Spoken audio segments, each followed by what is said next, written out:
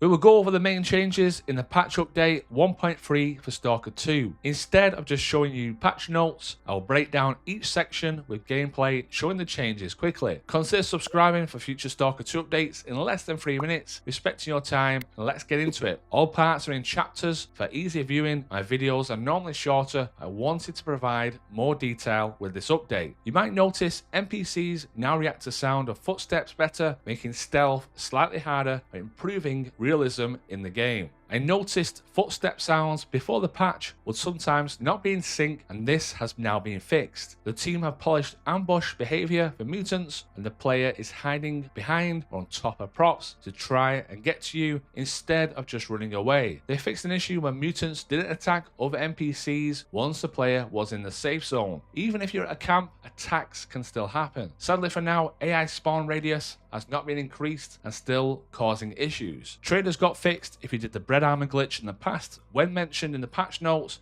fixed an issue with money abuse during trading. So traders will no longer just keep giving you money if all the traders were glitched out before the patch. Artifacts have some changes for rebalance. Weird water decreased radiation protection. Weird nut increased bleeding degeneration speed and further slowed down healing with the equipped artifact. Weird flower increased smell masking effect. Weird ball increased stamina gain and increased maximum weight of the artifact, but slowed down weight gain when being shot. Weird kettle debuff received from consuming food is now not random and corresponds to a certain type of food you eat. Non-stop limited edition energy drinks now have additional special effect when used with Weird Kettle. The patch changes have made A-Life encounters a bit more rare on average, and I need to test this further, but it seems minor so far. I'll discuss more later in the video in the A-Life section. They have nerfed base anomaly damage protection for combat armors, buffed anomaly damage protection for science suits slightly, and reworked anomaly damage for different anomalies in the zone. Keep an eye out. Let's keep repair costs down. Also be cautious now with increased damage from destructible explosive props. They've also fixed an issue where the weird water artifact was initially in a dried state instead of an active one after being picked up. This is probably the best news we've had in a while. They've increased overall durability for unique weapons found during missions, so certain weapons will not need to be repaired all the time, and hopefully with future updates we get repair costs down for armor and all the weapons in the zone. When it comes to bug fixes, they fixed a bug that could let players permanently stack the effect of unequipped artifacts, which is a shame. This would have been good with Thunderberries. Fixed a bug that could prevent players from being able to use sprint after chaotic movement, so you would be swaying all over the place and move slowly for a while. Psy Phantoms of Blind Dogs has misleading trails and has been fixed. A crash was caused by zombification of NPCs, and if you did not know, NPCs can randomly just turn into zombies, so areas should be more stable.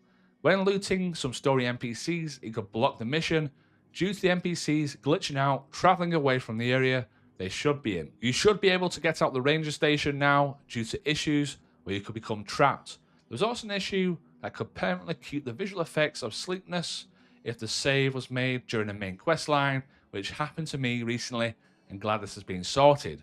High-ranked NPCs were able to spawn at Rookie Village, and phantom stalkers that appear under the influence of Psy effect no longer can damage other NPCs by throwing grenades. When it comes to A-Life, we only have minor changes. From first testing, random encounters are now less frequent, with improvements for enemy movements and mutant movements, which I'll discuss in more detail later in the video. You'll notice human NPCs will take cover more often behind doors and other elements of cover in the zone. Movements of mutants, which I discussed in the last couple of videos, show slight improvements and animations do look smoother. But sadly for now, A-Life has a long way to go in the zone, and at times for me anyway, it feels empty as you travel to your next objective.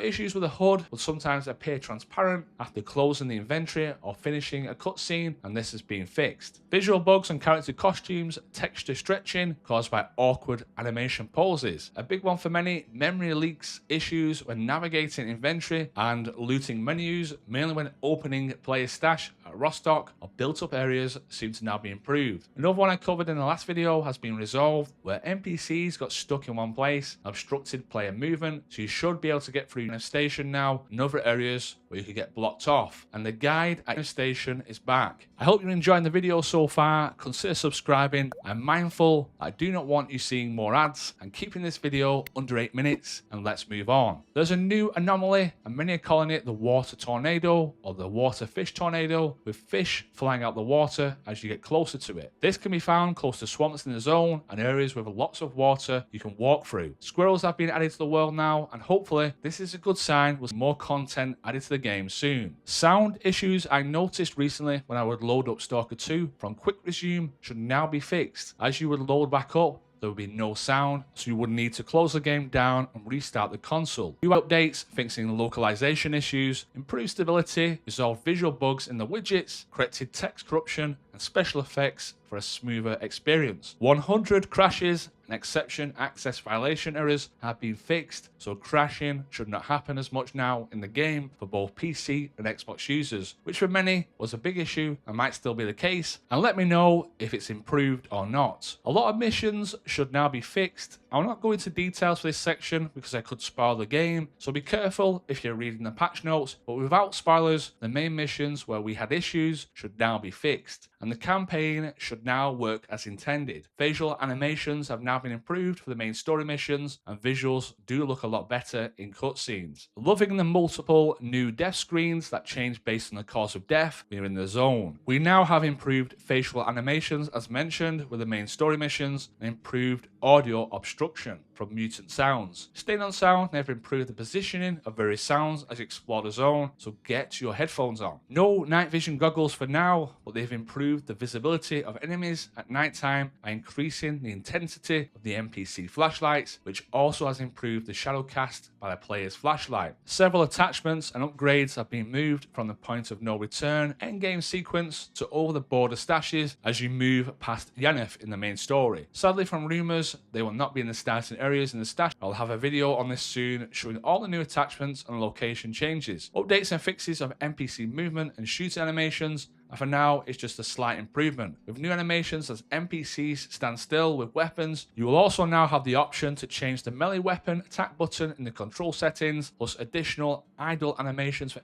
NPCs with weapons drawn. They have added new visual effects for animals and a new type of visual anomaly. We need prone in Stalker 2, night vision goggles and binoculars, but I can imagine with the A-life issues there'll be no rush to add binoculars in the game with small rendering distance. I hope this gives you a better understanding of the patch 1.3 and future updates. I'll probably put a video out a day later with more details instead of rushing a video out, so consider subscribing for that and check out these Stalker guides now on screen.